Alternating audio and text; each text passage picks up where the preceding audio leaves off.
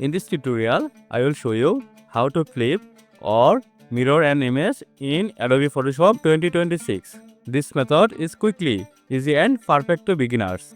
First, open Adobe Photoshop. Now, open the image you want to flip. Go to the top menu and click on the image.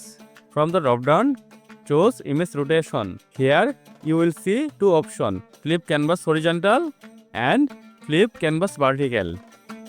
If you want to create a mirror image, click on Flip Canvas Horizontal. Your image is now mirror left or right. If you want to flip the image upside down, click on Flip Canvas Vertical.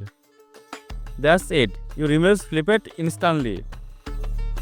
If you want to flip only one layer, not the whole image, select the layer from the layer panel.